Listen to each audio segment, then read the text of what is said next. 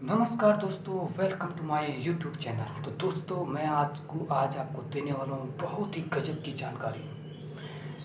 मुझे लगता है कि जो आज का हमारा यूथ है उस साइड के लिए बहुत ही ज़्यादा उसका मन में उसके लिए बहुत ही ज़्यादा क्रेज़ है। वो है हमारी इंडियन आर्मी, या मतलब मैं आपको पूरी तरीके से बताऊँ तो डिफेंस लाइन। आज मैं आपको बताने वाला हूँ डिफेंस, हमारे देश का जो डिफेंस स्ट्रक्चर है वो किस तरीके से बना हुआ है। हमारे देश का जो डिफेंस स्ट्रक्चर है वो 3 तरीके से कैटेगराइज किया गया है। फर्स्ट तरीके में आर्मी, सेकंड में पैरामिलिट्री और थर्ड में पुलिस।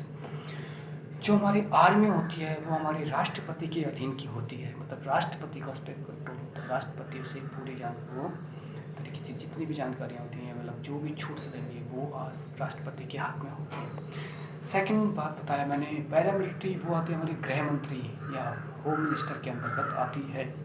थर्ड पुलिस, वो स्टेट गवर्नमेंट का उसमें कंट्रोल होता है। इंडियन आर्मी के बारे में मैंने आपको बताया। तो जो राष्ट्रपति के अधीन जो फोर्सेस होती हैं वो होती हैं इंडियन आर्मी, इंडियन एयरफोर्स और इंडियन नेवी। मतलब इंडियन भारतीय जल सेना, भारतीय वायुसेना, भारतीय थल सेना, ये तीनों का कंट्रोल पूरी तरीके से राष्ट्रपति के हाथ में होता है। सेकंड में पैरामिलिट्री की बताऊँ तो हाँ, तो थोड़ा राष्ट्रपति की इसमें बता देता हूँ कि फोर्स जो ये इंडियन आर्मी होती है ये अपने रेजिमेंट वाइज भर्तियाँ कराती हैं। जैसे उत्तराखंड के लिए बता दूँ आपको, कुमाऊं रेजिमेंट, गढ़वाल रेजिमेंट। वैसे में हरियाणा के लिए जाट रेजिमेंट, पंजाब के लिए सिख रेजिमेंट, ठीक है। उसके बाद महाराष्ट्र के लिए मराठा रेजिमेंट, नागालैंड के लिए नागा रेजिमेंट, मद्रास रेजिमेंट, तमिलनाडु के लिए। इस तरीके से रेजिमेंट अपनी भर्तियाँ कराती हैं और फाइनली ये इंडियन आर्मी के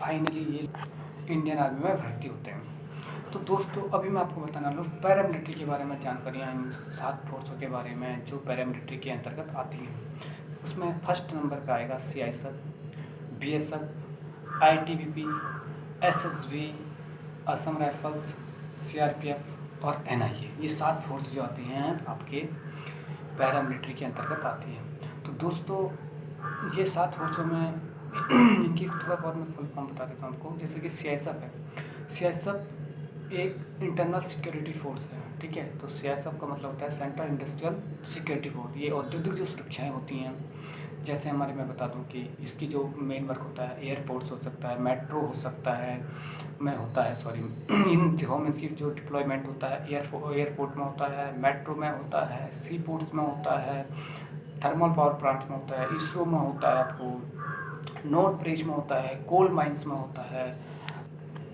स्टील पावर प्लांट्स में होता है, और इस तरीके से बहुत सारी जगहों में इसका डिप्लॉयमेंट होता है। तो ये आंतरिक सुरक्षा बल है। उसके बाद इसके अलावा जितने भी फोर्सेस हैं, दूसरा है NIA को छोड़ करके जो भी फोर्सेस हैं ये सभी बहुत भारी फोर्स हैं, ठीक है। चाहे वो ITBP हो, बॉर्डर की फोर्सेस, सारी बॉर्डर की फोर्सेस हैं। NIA भी एक स्पेशल फोर्स है। बता दूँ कि कहीं पर भी कोई घटना होती है तो उस घटना में सबसे पहले NIA को ही कॉल किया जाता है, ठीक है। उसके बाद मैं आपको बता दूं ITBP, Indo Tibet border police, ठीक है। तो ये हमारी पता है कि उत्तराखंड और सिक्किम साइड में डिप्लॉयड होती है, ठीक है।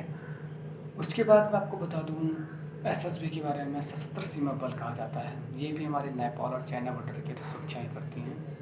तो SSB भी उत्तराखंड और बिहार साइड में ही डिप्लॉयड होती है, उत्तर प्रदेश में भी थोड़ी बहुत। उसके बाद मैं आपको बताऊं CRPF भी बताया। CRPF भी एक इंटरनल सिक्योरिटी में ही आता है। मतलब ये भी यहाँ पर जो हमारे पता है नक्सलाइट्स एरिया हैं या अब कई ऐसी बहुत सारी जगह हैं, वहाँ उन जगहों पर भी हमारे पास कौन जो फोर्स डिप्लॉयड होते हैं ये वो CRPF है।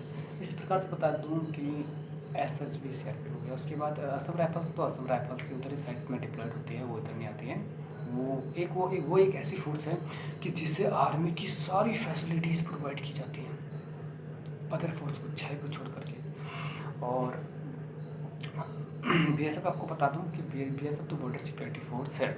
दोस्तों दोस्तों कैसा लगा आपको ये जानकारी प्राप्त करके? मुझे कमेंट सेक्शन में ज़रूर बताएं कि कैसा लगा। और भी मैं आपको जानकारी दूंगा बाद में, बट अभी मैं जो भी टॉपिक्स आपको बताया उस पर हम सेपरेट वीडियो बनाएंगे और आपको उसमें इसी वीडियो की डिस्क्रिप्शन बॉक्स में मैं आपको उसका लिंक भी प्रोवाइड करा दूंगा, ठीक है। Thank you for this watching.